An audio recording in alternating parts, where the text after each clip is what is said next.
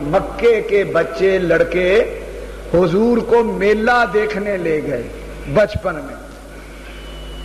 لو جناب عجب تماشا بنا. اس میلے میں ہوتا کیا تھا؟ تاریخ اور سیر کی کتابوں میں ہے کہ اس میلے میں ناچ گانا شراب و کباب چلتا تھا. عرب کے بفرے ہوئے سردار بدمستی کیا کرتے تھے اور وہ بڑا مشہور میلہ تھا عربوں کا جس میں ہر قسم کی رنگ رلیاں اور ہر قسم کے گناہ ہوتے تھے. اس مشہور عرب کے میلے کی طرف مکے کے بچے بچپن میں حضور کو لے کر چلے. اب اللہ نے بھی سوچنا شروع کر دیا ہوگا یہ تو میرے نبی کو میلے میں لے چلے ہیں تو میلہ اچھا نہیں ہے. یہ چاہتے ہیں کہ یہ بچپن میں ہی بدنام ہو جائے. اس کے جو اچھے اتوار نظر آتے ہیں وہ گم کر دے. خدا نے اپنی تدبیر سوچنا شروع کر دی کہ مجھے کیا کرنا چاہیے. لو اللہ کی تدبیر کو دیر نہ لگی. ٹھنڈی ہوا چلی. جب میلے کی جگہ قریب آئی ٹھنڈی ہوا چلی اور جتنے میلے کے دیکھنے کے لیے لڑکے ساتھ تھے وہ بھی سفر کر کے تھک گئے تھے. ایک باغ آیا ٹھنڈی ٹھنڈی ہوا سب کو نیند آنے لگی. سب نے کہا یار تھوڑی دیر آرام کر لیں پھر آگے چلتے ہیں. قدرت نے سب کو سلا دیا. جب سارے ساتھی سو گئے تو خدا نے جبریل کو حکم دیا کہ تم میرے نبی کو اٹھا لو. مکے کے قریب ایک باغ تھا کھجوروں کا. اس باغ کے اندر جبریل امین حضور کو لے گئے اور حضور تنہا اس باغ میں جا کے لیٹ گئے. فرشتے پہرے دیتے رہے. خدا نگرانی کرتا رہا.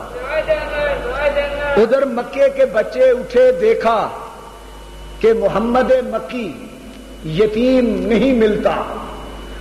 وہ گھبرا گئے کہ ہم واپس جا کے کیا جواب دیں گے. تو انہوں نے سوچا کہ شاید وہ اکیلے میلے کے اندر جا کے شامل ہو گئے ہیں. انہوں نے وہاں تلاش کرنا شروع کر دیا. ادھر اطلاع پہنچی مکے میں کہ حضور کہاں گئے ہیں. راستے میں بھی گم ہو گئے ہیں. شور بپا ہو گیا. حضرت عبد المطلب دادا جان ان کی کفالت میں تھے آپ. حضرت عبد المطلب آئے خانے کعبے میں. خانے کعبے کے پردے کو ہلا کر کہا اے خدا جو تیرا اور میرا حبیب ہے اس کو واپس لوٹا دے ورنہ میرا زندہ رہنا مشکل ہے. حضرت عبد المطلب نے مکے کے لوگوں کو حکم دیا کہ میرے درے یتیم پوتے کو تلاش کرو. دنیا تلاش میں پھر رہی ہے. مکے کے لوگ میلے میں گئے ہر جگہ گئے حضور نہ ملے. ایک عجب تماشا ہوا کہ حضرت عبد المطلب بھی نکل پڑے حضور کی تلاش میں. چلتے چلتے رستے میں ورقہ بن نوفل مل گئے. یہ وہ تھے جنہوں نے حضور کے نبی ہونے کی بشارت سنائی تھی. تورات کے عالم اور حافظ تھے. جب یہ خبر انہوں نے سنی تو وہ بھی آپ دیدہ ہو کے کہنے لگے چلو ہم بھی ساتھ چلتے ہیں تلاش کرتے ہیں. کرتے کرتے مکے کے قریب ایک باغ میں پہنچے. اس باغ میں ٹھنڈی ٹھنڈی ہوائیں چل رہی تھیں. بھینی بھینی خوشبوئیں پھیل رہی تھیں. آسمان پر بادل کے ٹکڑے وہاں سایہ کیے ہوئے تھے. آہا. حضرت عبد المطلب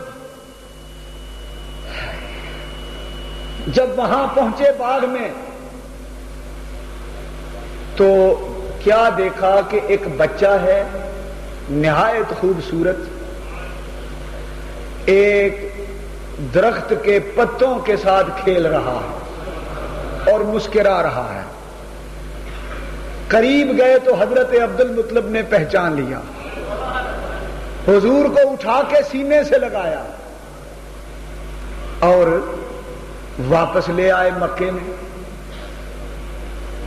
یہاں ایک بڑا عجیب واقعہ بعض کتابوں میں لکھا ہے کہ جب عبد المطلب حضور کو تلاش کرنے نکلے تو ایک بوڑھا آدمی راستے میں ملا تھا.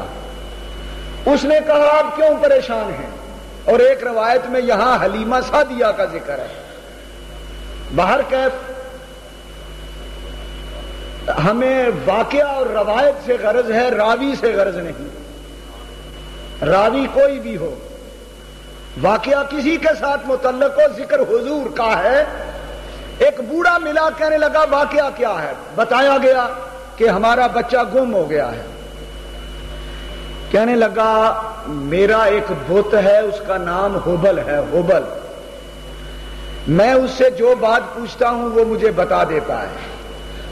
تیرے بچے کا پتہ ہبل سے پوچھے. چاروں ناچار چلے گئے. وہ بت کے سامنے جا کے سجدہ کر کے رو کے کہنے لگا اس کا ایک بچہ گم ہو گیا ہے, بتا وہ کدھر ہے, کہاں ہے.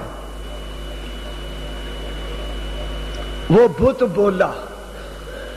بت کے اندر سے غیبی آواز آئی کہ یہ عبد المطلب جس بچے کی تلاش میں یہ سمجھ کر نکلا ہے کہ وہ گم ہو گیا ہے, آشا و کلا, اس کا خدا ہر وقت اس کے ساتھ رہتا ہے.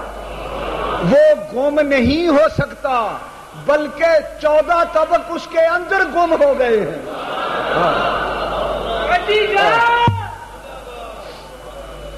مولانا رومی نے اس بات کو یوں بیان کیا, غم مخور یاوا نہ گردد پیسرے تو, بلکہ عالم یاوا گردد اندرو.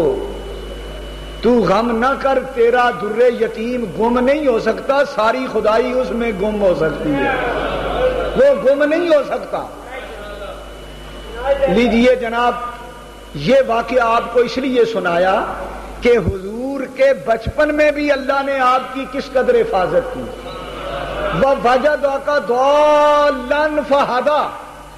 محبوب ایک میلے میں جاتے جب آپ راہ گم کر کے کہیں اور چلے گئے تھے, یہ رشد و ہدایت کا سلسلہ ہم نے انجام دیا تھا تمہاری حفاظت کا. یہاں ایک جملہ کہتا ہوں, خدا نے کیا کرم کیا. اگر حضور عرب کے اس بدنام زمانہ میلے میں چلے جاتے, اگر توبہ توبہ چلے جاتے, خواہ بچپن میں ہی تھے چلے جاتے, خواہ بچے تھے چلے جاتے, ہم امتی لاکھ تعویلیں کرتے, اسلام کے دشمن کہتے وہ تمہارا نبی بچہ تھا پر گیا تو تھا. یہ وہ داغ تھا جو میرے نبی کی سیرت کے دامن پہ لگ جاتا.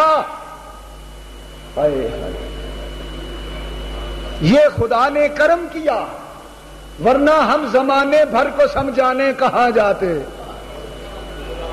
خدا نے محبوب کو راہ میں ہی اٹھا لیا اور اپنے طور پر کسی دوسرے باغ میں پہنچا دیا. خدا نے اپنے محبوب کو بچپن میں بھی عرب کے اس گندے میلے میں نہ جانے دیا, اس لیے کہ محبوب تم اگر میلے میں چلے گئے, تم نے کل کو میری خدائی اور توحید کا اعلان کرنا ہے اسی مکے کی وادی میں. تمہارا تو چلو کچھ نہیں بگڑے گا, پر ہمیں خدا کوئی نہیں مانے گا. تمہارا تو کچھ نہیں بگڑے گا, مسئلہ تمہارا نہیں, مسئلہ ہماری خدائی کا ہے. اگر تم میں عیب نکل آیا مجھے خدا کون کہے گا. اس لیے میرے سچے خدا ہونے کی دلیل تم ہو. اگر دلیل میں عیب ہوا تو دعوے میں عیب ہوگا, تمہاری زندگی میں عیب ہوا تو خدا میں عیب نکلے گا. خدا چونکہ بے عیب ہے اس لیے وہ اپنی دلیل کو بھی بے عیب رکھنا چاہتا. خدا نے اس طرح محبوب کی سرپرستی فرمائی، پیدا ہوئے تو باپ کا سایہ اٹھا لیا، ہائے بڑھنے لگے تو ماں کا سایہ اٹھا لیا، گھٹنوں چلے تو دادا آدم کو روانہ ہوا، بڑھنے لگے تو چچا آدم کو روانہ ہوا، ایک ایک سایہ اس طرح اٹھتا چلا گیا، سائے پسند نہ آئے پروردگار کو، بے سایہ کر دیا اس سایہ دار کو۔ خدا نے کہا میرے محبوب پر کسی کا سایہ نہ رہے، حتیٰ کہ اس کا اپنا سایہ بھی نہ رکھا۔ اللہ کو سایہ پسند نہیں، اللہ کہتا ہے محبوب پر صرف میرا سایہ ہونا چاہیے، اور چونکہ میں خدا ہوں، میں بے سایہ ہوں، لیکن سایہ میرا ہے، تو مجھ بے سایہ کے سایہ نے نبی کو بھی بے سایہ کر دیا، بے سایہ کے سایہ نے، بے سایہ کے سایہ نے نبی کو بھی بے سایہ کر دیا۔ لم یکن یرا لہ ظل فی شمس ولا فی قمر، صحابہ فرماتے ہیں ہم نے دن کے وقت سورج کی روشنی میں، رات کے وقت چاند کی چاندنی میں کبھی رسول پاک کے جسم کا سایہ نہیں دیکھا۔